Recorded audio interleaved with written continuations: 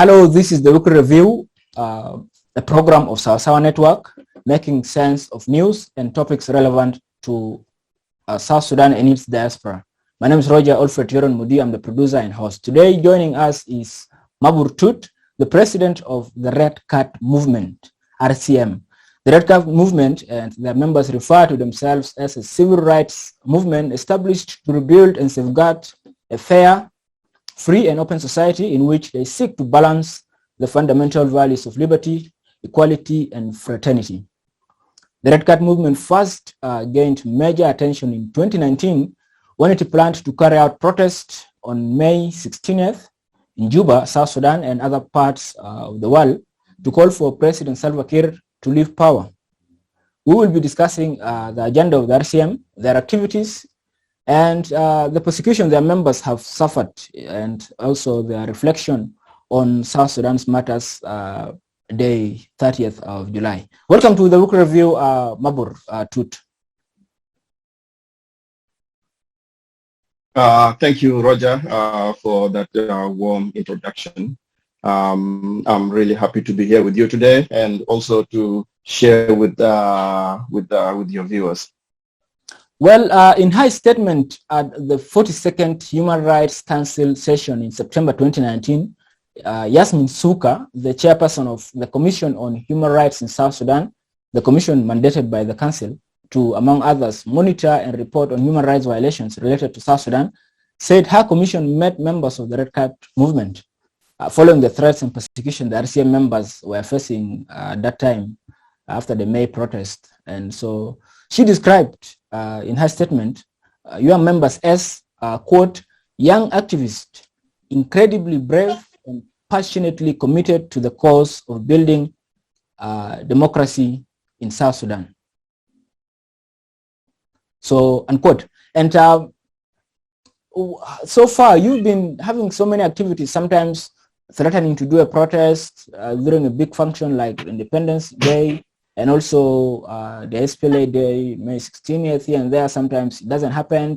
And in between also, you had protests, of course, in other parts of the world, like what happened in 2019 in Khartoum, Ethiopia, Kenya, and abroad in Australia and the US, I think, in the embassies there.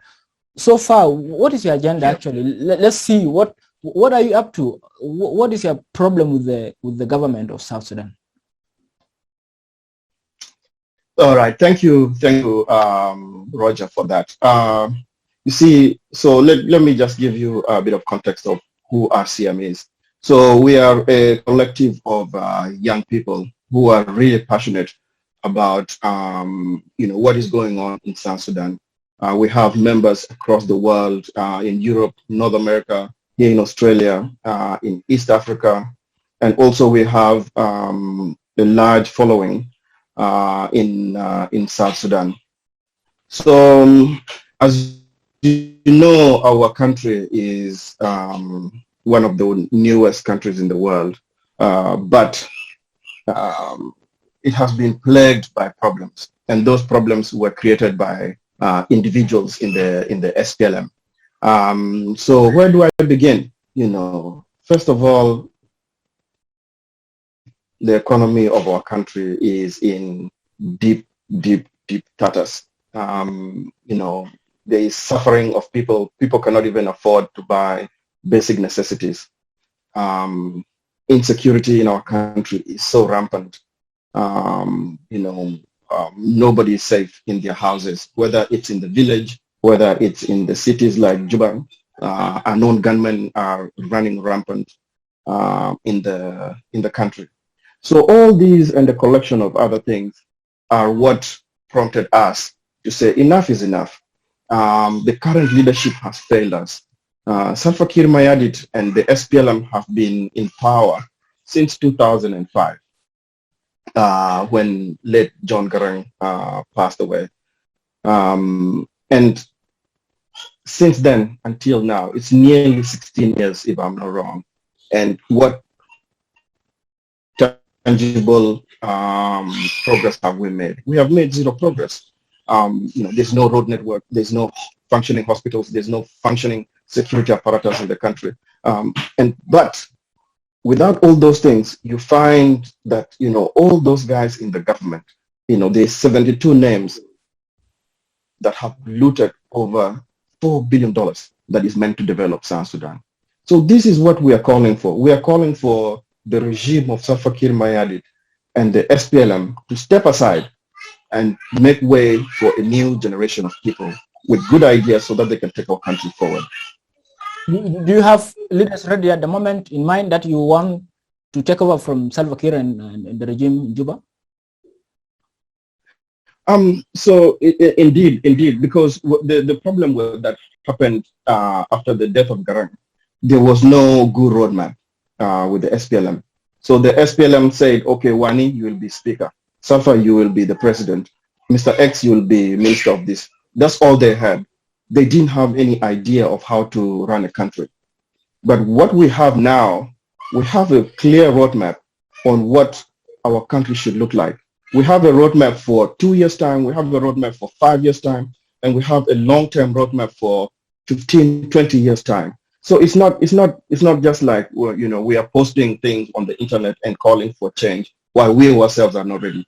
We are very, very ready, and we have very capable people in the pipeline, and to be honest, it's not going to be young people only who will be ready to take up the leadership of the country. There's also some old guards, who will be there, to mentor people in how to run the affairs. And some of them, are very highly qualified technocrats who are so invaluable, and will continue to work with them, inshallah. Let our viewers get this straight, because your demands seemed to have been changing or fluctuating. There was a time you were calling for the government, of course, to leave, and then there was a time you called for the government to implement the agreement, which has put in place the transitional government of national unity. So recently I saw some of the postings of your members suggesting that you were also planning to hold a protest, anti-government protest on July 9th, which was the independence anniversary, and also recently on the Martyrs Day, and then sometimes you cancel. So what exactly are you demanding at the moment that the people of South Sudan should know? You want the full implementation of the agreement, as sometimes some of your members call for, or you also want the government also to leave, even without implementing the agreement whatsoever? Yeah, so it's a double-edged sword that we are working on. On one hand, we have the welfare of our people in our hearts. So by us calling for the implementation of the revitalized agreement in full, so we want it to be implemented because to alleviate some suffering of our people. But our main goal is for Salva Kiir Mayardit to leave power. And there's one, couple of ways we can do that. So the first is, we are planning to do protests. As you know, we have been planning to do protests since 2019. Another is to give us a roadmap and open South Sudan up so that activists like me can be able to go into the country and be able to participate politically. Because now we cannot go into South Sudan. I myself, I can't even go to East Africa because the government and the national security are hunting us down because we are trying to make a better society. So if Salva Kiir Mayardit, calls for a roadmap where we will have elections, credible elections in 2022, which is next year, we have no problem. Then we go in, we campaign on our merits and see who will win. But Salva Kiir Mayardit does not want that to happen. He wants to cling on to power until the very last day. And he has also people lined up, when he's not there to take over. And that is unacceptable. So what we want is that credible election to happen. And for us as opposition activists so that we can be able to operate in our country freely. We have not committed any crime. Yeah. Also, regarding what you have called for, you want ultimately President Kiir to leave.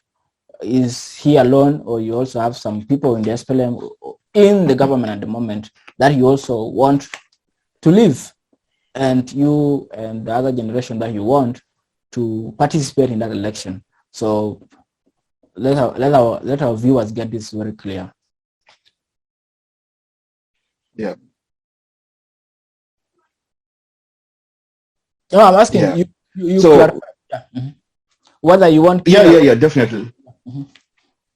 No, it's Kiir is just the symbol of what is ruining South Sudan. So Kiir is just the figurehead. So that's why we target him. But in essence, we want the whole SPLM as a party to leave power in South Sudan. They haven't done anything good.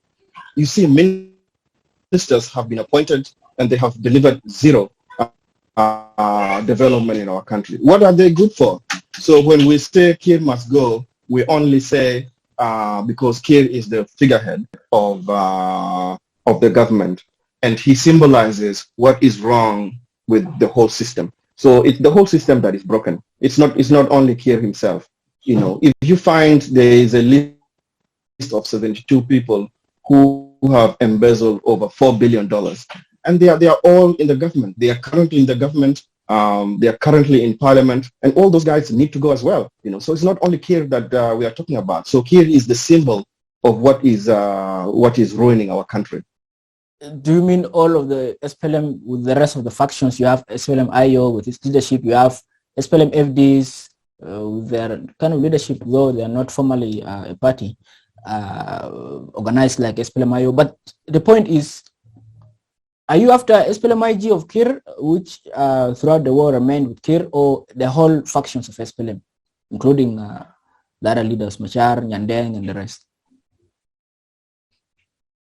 Yeah. So if you see people like Riek Machar and Nyandeng, they don't hold any power currently. They are just there symbolically. You see people like Pagana Mom and Paul Malone and Thomas Chirilo. These guys are part of SPLM as well. They might go and do their own small thing, but these guys are initially as SPLM. So in essence, we want those guys who are in power, those guys that are holding on on power, those guys that are using violence against our people. Those are the guys that we really want out. We don't have any issue with people like Pagan and Malone, but having said that, also when we go in and establish a good government and a good system, everybody will be audited, whether you have killed somebody, whether you have stolen money, whether you have imprisoned somebody falsely. There will be a good audit of what has happened in our country. And if you are found guilty, unfortunately, you will have to suffer the consequences. And this is what these guys don't want, because they know once we get in there, once good people come in there and audit the country, a lot of these top SPLM people will be behind bars. Well, the revitalization agreement gives powers, to those vice presidents, first vice president Machar and Nyandeng and the rest. They have some powers. You mentioned that they are powerless, but they have some powers implementing the agreement at the moment. More to that, let us understand the activities your people are engaged in SRCM at the moment, because from what happened before, your members were arrested, were harassed. I think there was a time your members during that protest in 2019, there was some intimidation, harassment, I think in Ethiopia, and then in Kenya, there was an arrest, and then later they were released. A case was dropped, I think. A case was dropped, and at the moment, what are you doing? Because the announcement we've been seeing about protests that you were to do last month and this month, this month actually, July. They were not clear about the activities your people are engaged in. So if you can tell us the significance of your activities, well, what exactly are your members, the RCM, currently engaged in? Because to a large extent, we only see them in the diaspora, far away, abroad there. Yeah, no problem. So so the first and the most important activities that we hold is for us to be able to inform our young people. We want to inform them of their rights. We want to inform them of what is happening in the country. So you'll find that most of our grant work goes into things like Facebook posts, making videos, so that we can, because a knowledgeable citizen is a good citizen. A citizen that does not know his rights can be taken advantage of. So that is the biggest, we can say that's the biggest work that we are doing, is giving that information to young people of South Sudan. Secondly, is we always call for protests so that we can be able to drive the message home, and so that we can be able to get rid of these guys that have been on the backs of South Sudan for the last 16 years. So what usually happens is we always plan to go out and protest, but as you see, like yesterday, the whole city was shut down. There were soldiers on the street. A place like Shirkat, there was just, there were soldiers everywhere harassing the citizens because they saw that we had a presence in Juba, and which is totally wrong. The government of Salva Kiir cannot have it two ways. They cannot claim that they are an elected and credible government, and then at the same time, they are the ones coming, clamping down hard on people who want to express their freedom of expression, their freedom of assembly. So these two things cannot exist at the same time. So either Salva Kiir declares himself as a dictator, as he is, we all know that, or he opens up and let's go to on the street, and we'll see for how long will he be able to stay in power. Secondly, the national security has been following our activities, even into foreign countries like Egypt, in Nairobi, and in Kampala. Our activists now are always self-aware, because they have national security coming to hunt them down and kidnap them. What happened to Agri and Dong? Those guys were kidnapped from Nairobi and they were taken to Juba, where they ultimately met their death. So this is some of the issues that we are facing. We have to be really careful. I don't want to risk the lives of our activists, especially down in Juba. I don't want to risk, they are there, there are many, but I don't want to risk them. I don't want to risk their lives. So that's why when we see soldiers coming out on the street, we pull back and, we reorganize, and then we'll plan for another day. Talking about not risking the lives of your activists on the ground in South Sudan, there was this announcement by self-proclaimed prophet Abraham Shaul, who recorded himself and said, was prophesizing that Kiir and Machar were going to be leaving power, were going to be deposed from power. July 9th. No. Peacefully. Peaceful. There would be peaceful transfer of power. Well, exactly. Exactly. He was later arrested and still under detention. He's charged with some offenses under the Penal Code Act of South Sudan, offenses to do with insulting or inciting contempt of religious creed, abuse of religious and noble beliefs, subverting the constitutional government, and those stuff. So you also issued a statement calling for his release. Can the public, can people now draw conclusion about what he was saying? Like, you young people, there will be young people who will take over, and then you also young people, you you've been talking also about protests. Is there some kind of connection between you and what happened to the prophet? No, we don't. So I personally have been accused that I'm a follower of Abraham Chol. No, I'm I'm a happy Episcopalian. I'm a member, a strong member of the Episcopal Church of South Sudan. So there's I'm not a follower of Abraham Chol. But the thing is, let us be truthful in our affairs here. This gentleman, people went to his house in the middle of the night while he was in bed, dragged out, and taken to prison. Why? Because he had a prophecy. The last time people were murdered because of prophecies was during the Roman times. That was a long time ago. That was 2,000 years ago. We have come far enough to be able to differentiate, somebody who is a threat to the government.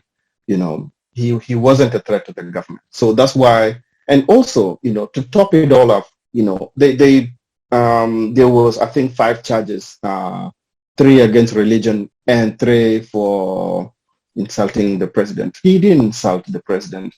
He didn't call for an uprising. He didn't insult the religion of any kind. So the government is just, grappling at straws. Another point is, in South Sudan penal code, you cannot go and arrest somebody after 7 p.m. in his house when you know where he lives. Abraham Chol was not a flight risk. Why was he dragged out from his house in the middle of the night? And on top of that, the video we saw some very crude human beings that went and dragged him out of his house. If there's anybody who needs to be arrested for all this, it's the people that went to his house and dragged him and insulted him while they are at it.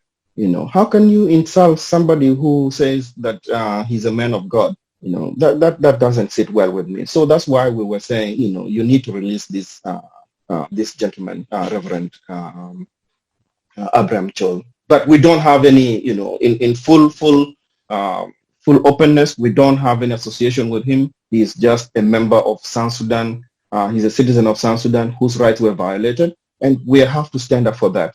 If somebody goes and does something that is untoward to a member of the government right now, a minister in the government, we will come out and say he needs his day in court, not just drag people into prison willy-nilly.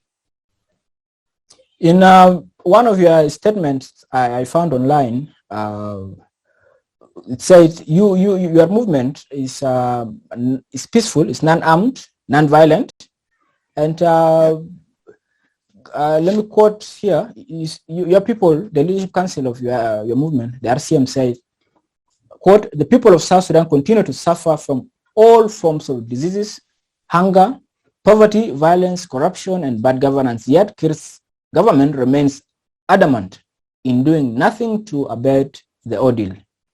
We have spoken and will continue to shout from mountaintops with no chance of shutting up, resorting to, or being coerced into violence," unquote. There's a perception, people believe that the leaders in our country have reached a point whereby they force violence on people to remain in power. They push you into violence, and that's a trick they find. They can retain power when there is violence instead of having peaceful environment and there's election and all this. So do you believe for that? Because your quote is saying that you're really not going to shutting up or resorting to or being coerced into violence. You try to explain to our viewers what this into violence. Yes. Our slogan is don't be violent and don't be silent. Let me assure the people of South Sudan, if the RCM go on the street, right, no stone will be thrown at anybody. Mark my words, not even a stone will be thrown at anybody. All we just want is to go show how disgruntled we are and dissatisfied we are with this government. We have been approached so many times by all these armed groups that they need our support, but we consistently say no. If somebody doesn't want violence, we can work with them, but there's no way. I was born in the war, and between 2010 and 2013, when the other war broke up, the only 3 years had I, ever thought my country was going to be peaceful, But again, we were plunged into war. So most of our members were born in war. They don't want anything to do with war, And the future is, the fight of ideas. If you cannot defeat somebody mentally and convince, people through their hearts and minds, then you don't have any control over them. The thing now SAFA is ruling on is fear. Everybody's afraid. Everybody in South Sudan is afraid to talk up. But does anybody support Salva Kiir? Really? No, zero support. But it's just the fear that is keeping people there. Now you expound to our viewers by this point of you don't want to be coerced into violence. Yeah. No. And we have made it pretty clear. I've told you, just a second ago, we have been approached many times that, people need our support. And we always say no. Once you have an A as in army in your acronym or in your abbreviation, we have nothing to do with you. We have nothing to do with violence, So let me assure the people of South Sudan, and let me be crystal clear. No stone, not even a stone, will be thrown at RCM protests, let alone a gun. A stone will not be thrown at RCM protests. But that one you cannot guarantee practically, because even criminals can join in and do other things when you are protesting. But then let's look at even the RCM itself, the body you have at the moment. How are you able to make sure that your members do not, in one way or another, support violence? I've seen in the statement I quote now, which was actually the Leadership Council announcing your appointment when they were removing the former president who had joined the movement under Paul Malong, which has an army, and that was mentioned as the reason, I think, that he got removed, and because he wanted to maintain non-violence. But then there could be a link also between dangers being faced by threats being faced by some of your members if there are people within you that support violence directly or indirectly. So how are you able to guarantee that really you maintain the body, the movement, non-violent, and the members abide by non-violence? So we cannot guarantee the actions of fringe people. There's always going to be, in a market, there's going to be madmen everywhere.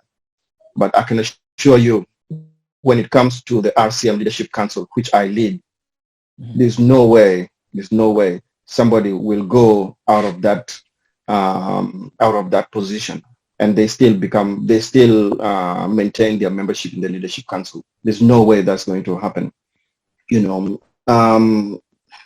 And also if you see there's a lot of government sponsored violence. So for example, the government can decide to disrupt the lives of people in Juba and then, blame it on the activities of RCM. We cannot control that. But what I can control is those people that are directly behind me. You can have my word, Roger, and your viewers. We are tired of violence. We are really tired of violence. And violence will not bring change to South Sudan. If you look at Riek Machar, the SPLM-IO at that time of Riek Machar had more active soldiers than the SPLM had. there were more active soldiers supporting Riek than there were in the government. But where did that lead? Riek was unable to capture, Juba. So this fight is not a fight of guns anymore. This is an intellectual fight. This is a fight for the hearts and minds of South Sudan. And I am sure, I am 100% confident that if we are given the same platform to go and do our activities in Juba, Salva Kiir will not last a month. Talking about because we are threatened with violence, yes.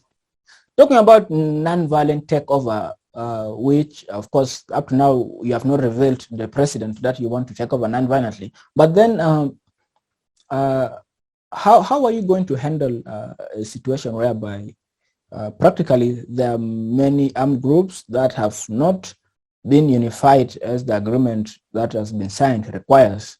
So you can have those armed groups still existing even if you bring in a leadership from your side that is taking over through the nonviolent protest. So what mechanisms or what ideas do you have in place at the moment in handling that situation whereby you will have a lot of armed groups still if your nonviolent takeover happens before they are unified as one national army?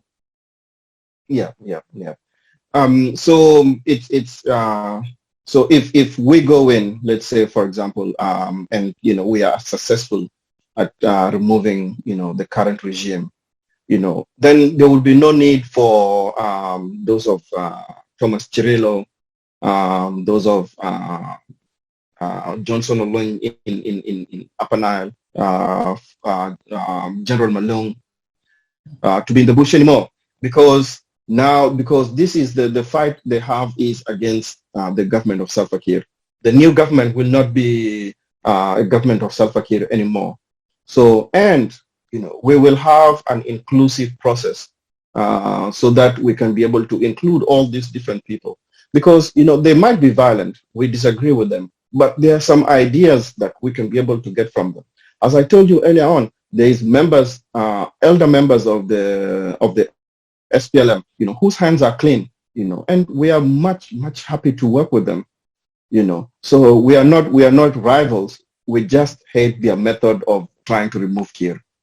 Yeah, but even apart from those who are outside the armed groups that you've mentioned, there are armed groups within the country. There are people in government who have armed groups that are loyal to them at the moment. They are not national army in the conventional sense. And what are you going to do, or are they even going to be loyal to you if you are to take over? And then they may even remove you the same day after you remove the other government. But the point is, how are you going to handle those and taking into consideration also the fact that the problem is really very wide as a country that needs to be handled comprehensively? So what is happening now is you find let's say for example somewhere in Lakes you find there's a prominent politician and that prominent politician has squandered public money, and they use that money to go and build a group of their relatives back in the village. See, that's a big problem. And once we remove that source of income from that person that is shoveling money down to his village to create chaos, once we remove him, there will be no more flow of money to be able to have their own personal army. So it's a matter of economics.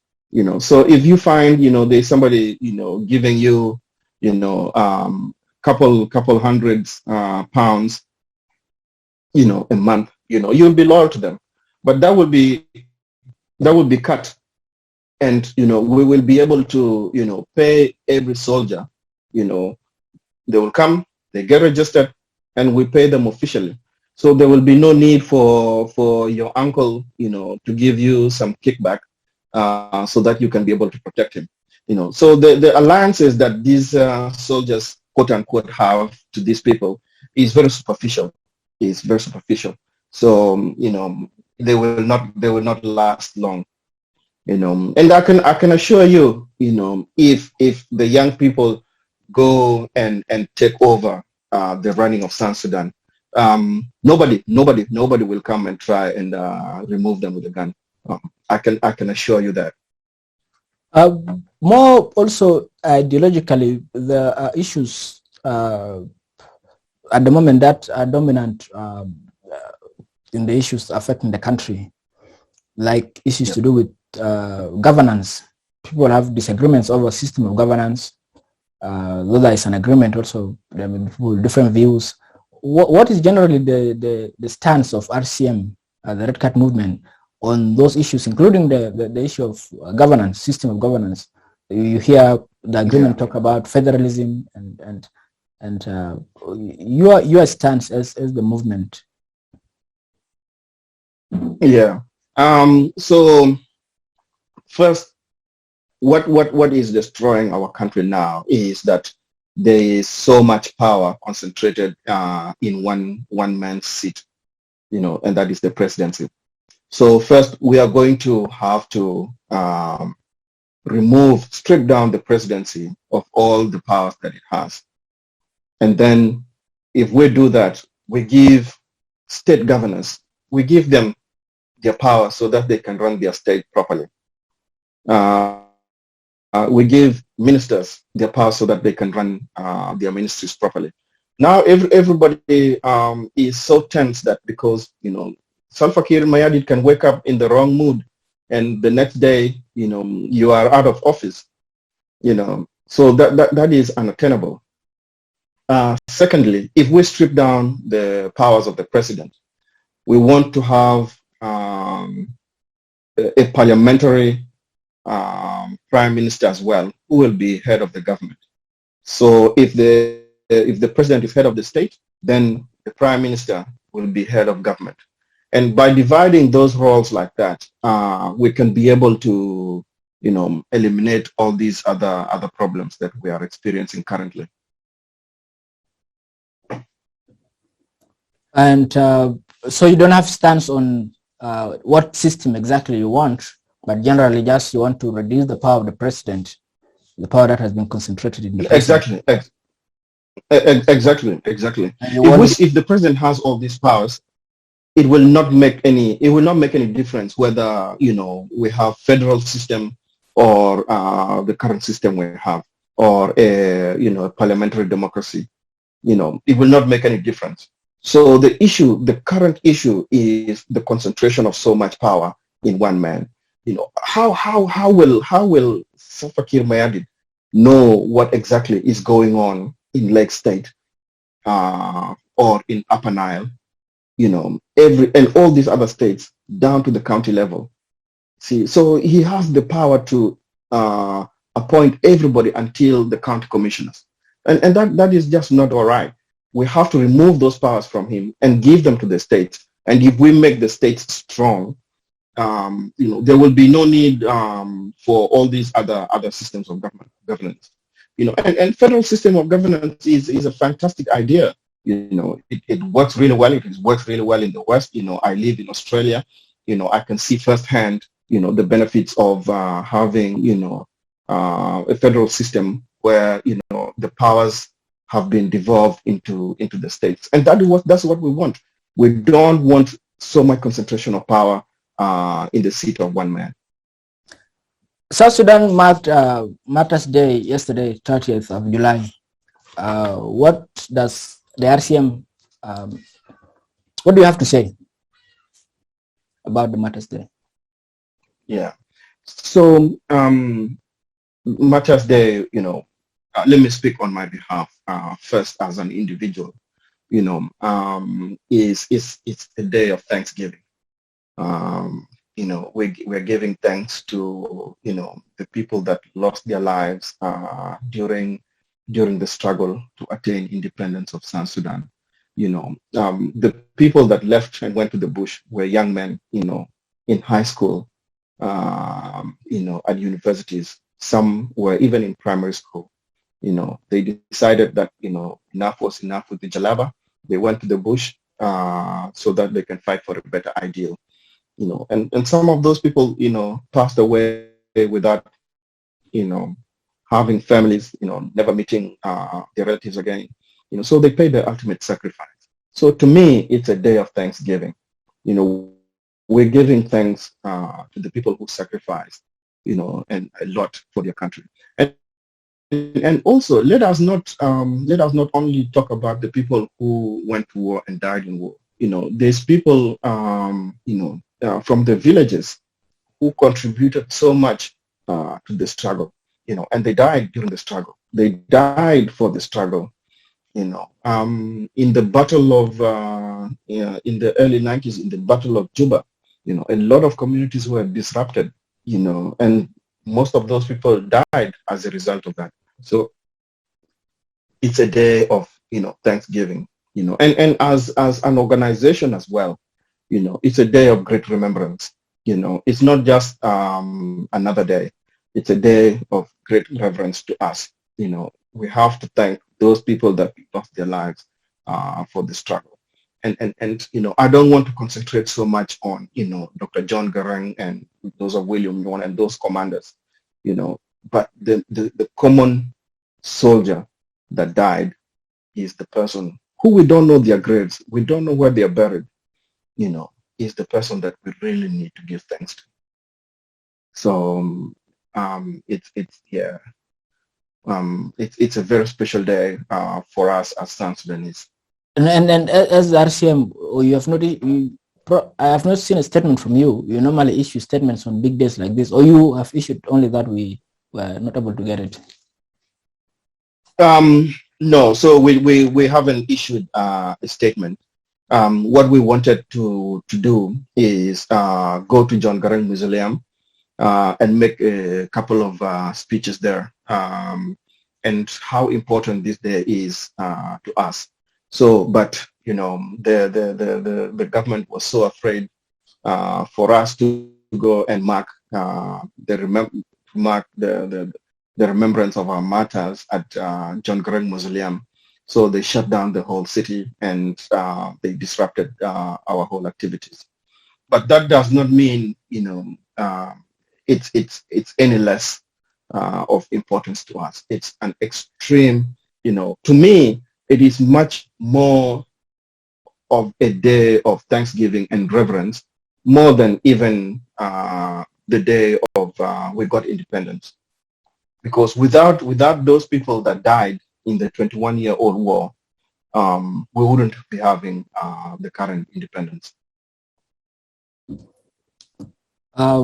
President Salva Kiir, in his statement marking the Martyrs Day, he called upon the people to support them, support them in by promoting peaceful coexistence within our communities. Generally, what would your response be as a leader of RCM to that statement the president issued? Yeah, he has been doing this for the last 16 years. Everything he blames everybody for everything that is happening to South Sudan. He blames the opposition. He blames activists like myself. He blames neighboring countries. He blames the international community.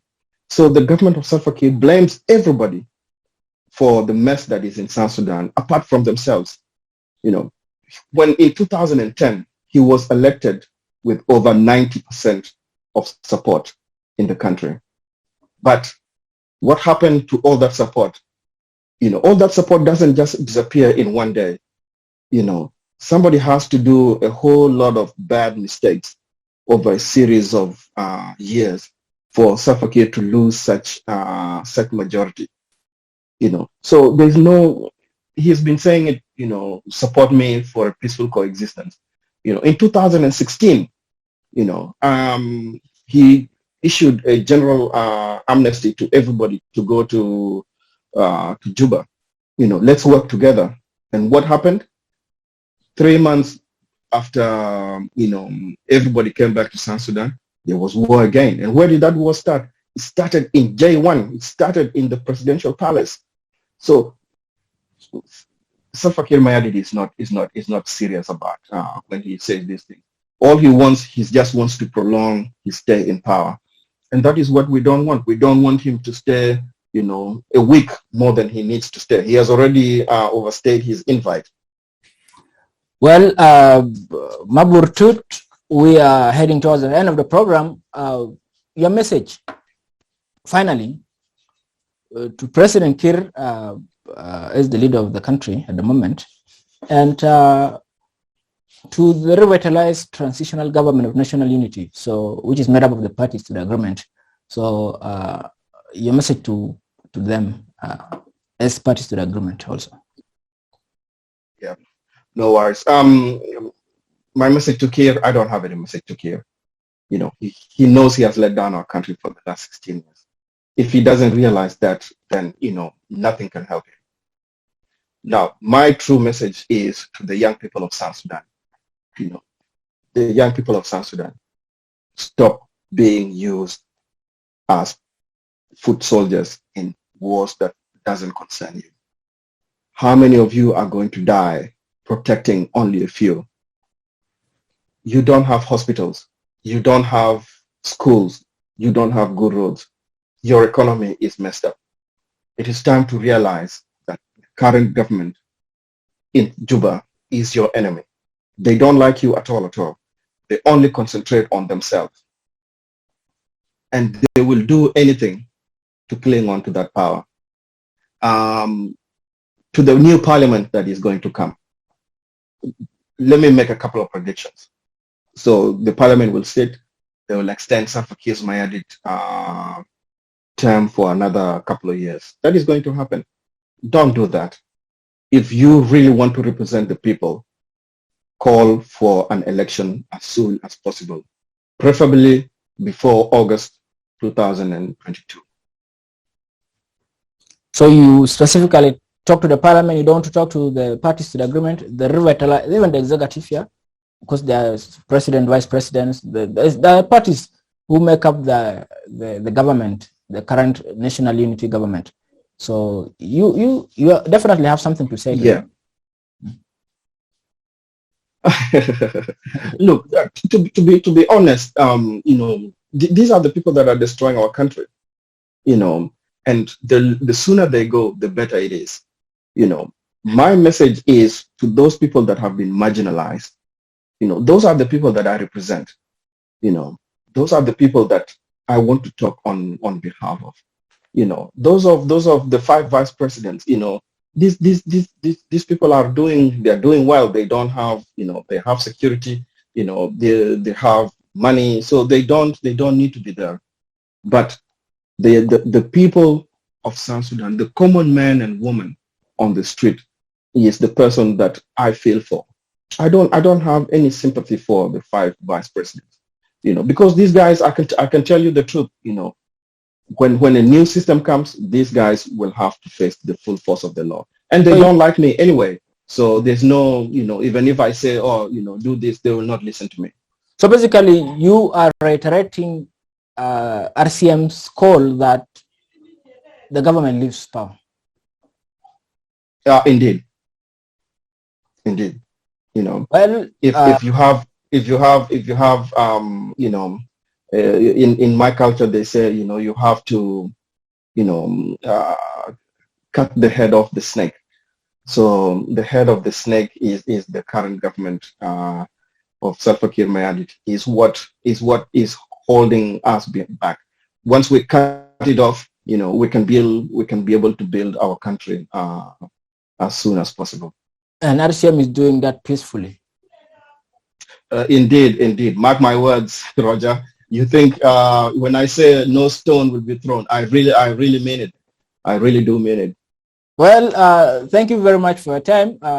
We will pick it up another time. Thank you for being on the Week Review. No problem, no problem, Roger. Thank you very much. You are doing a tremendous job as well. You know, informing our people it should be the responsibility of every person. So I thank Sawa Network. You know, you are doing a great job, and for giving, you know, opposition like myself a platform to be able to air our views. So it's, you know, I wish you all the best. God bless you, and God bless your listeners. And may we continue to strive for a better South Sudan. Appreciate it, man. Appreciate it. Thank you. No problem. No problem. No problem, man.